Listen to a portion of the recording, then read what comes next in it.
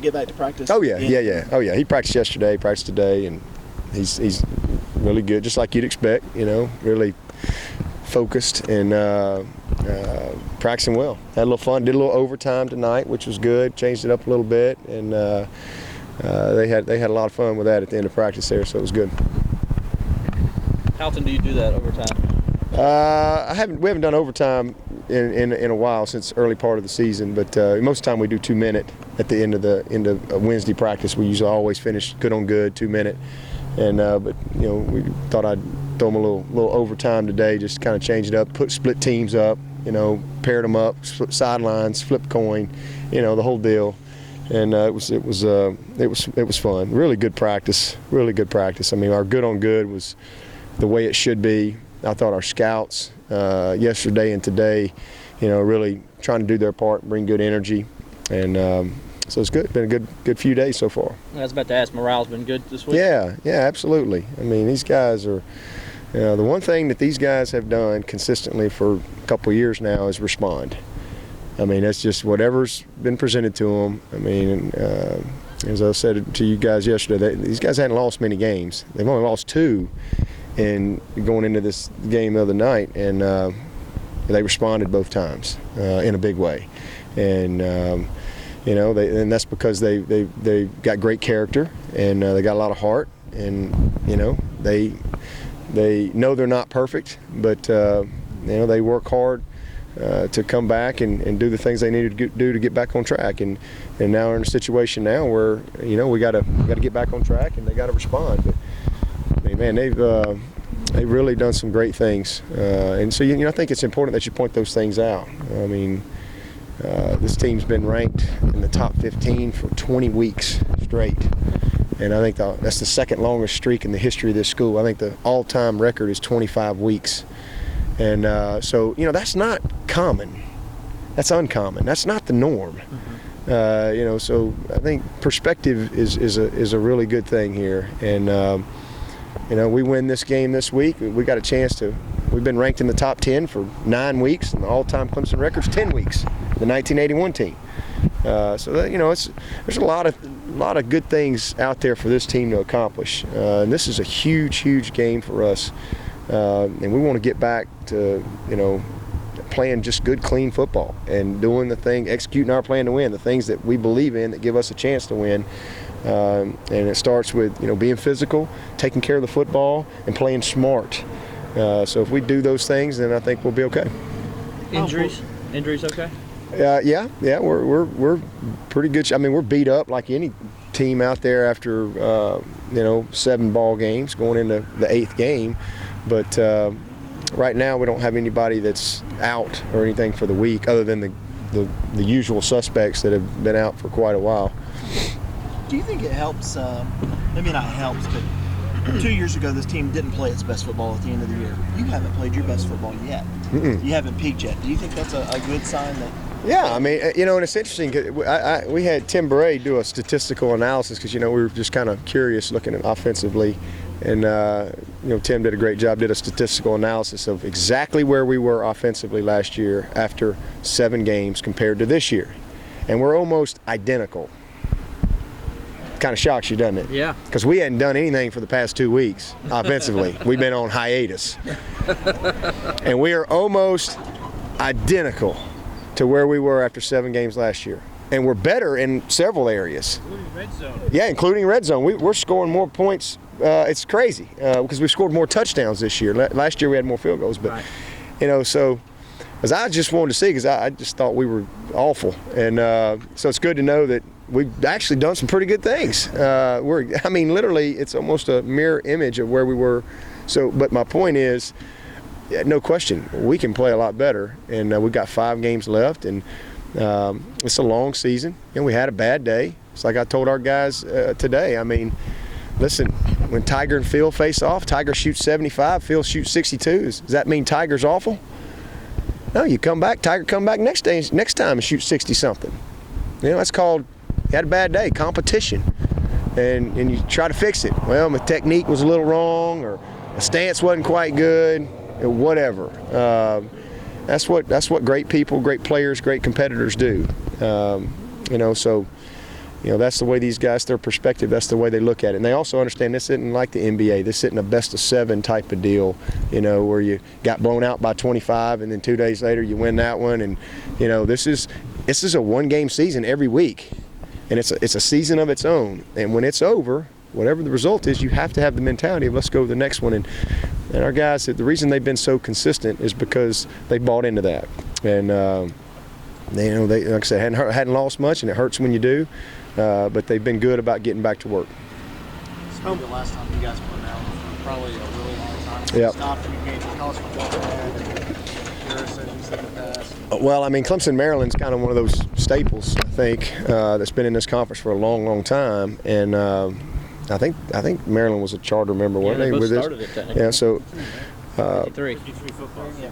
And I've been here. This is my 11th season at Clemson, so been a part of a bunch of those games, and been up there several times.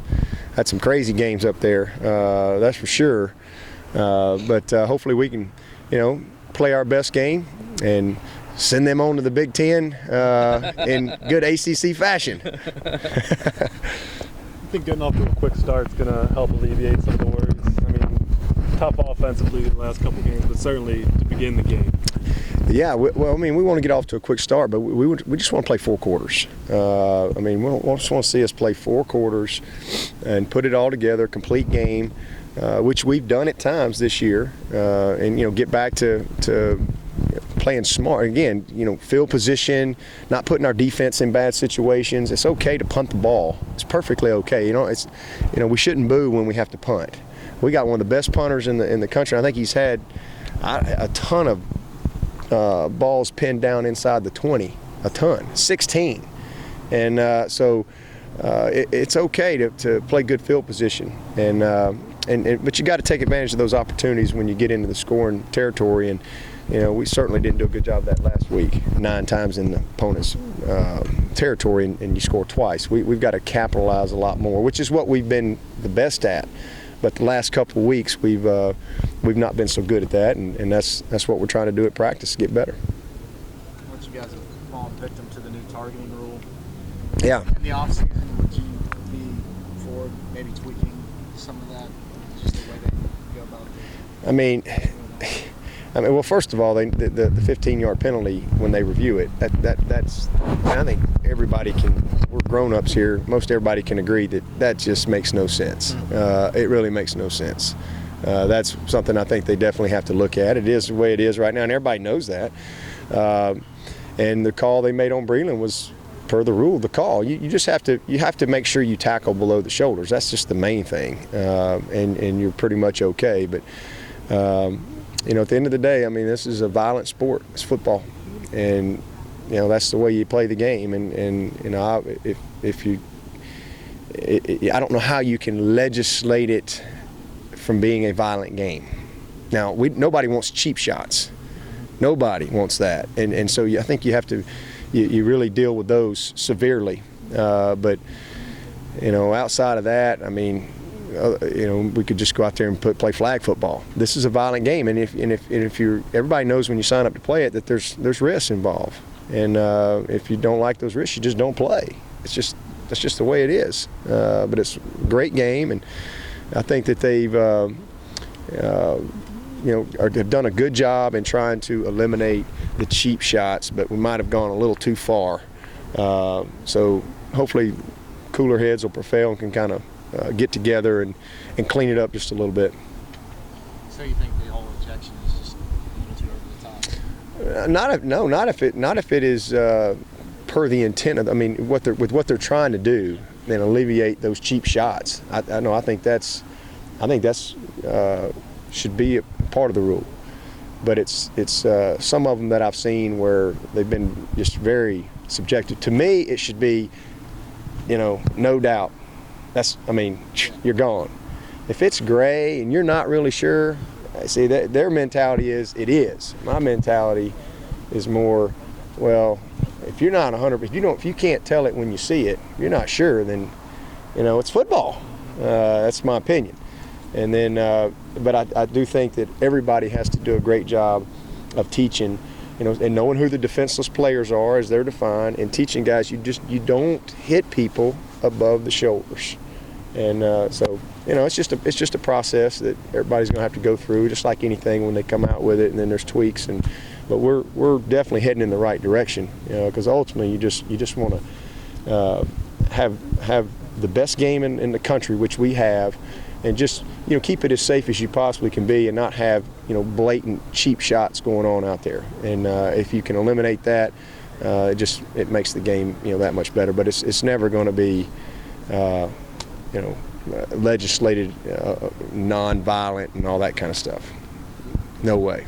Still uncertainty about whether Rowe will start or play Saturday. What do you remember about him from the recruiting process? And what was impressed with him? I remember him coming to our camp, and I was very impressed with him. But we had Chad Kelly committed, and that's just part of the recruiting deal. I mean, unfortunately, when you evaluate, there's a lot of guys that we like. And would love to have, but you have only so many scholarships and so many numbers, and you have to make it all work. And we felt like Chad was the best out there, and but it wasn't a knock against him. I mean, we knew he was a Division I guy, and I thought he was very smart. He's accurate.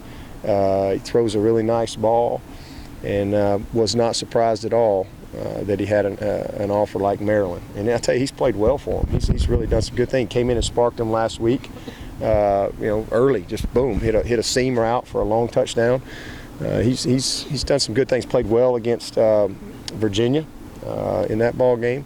So it seems to me that I think they've got confidence in both of those guys. And then Brown, I just remember him running all over us. It was a nightmare. I was trying to trip him over on the sideline a few times.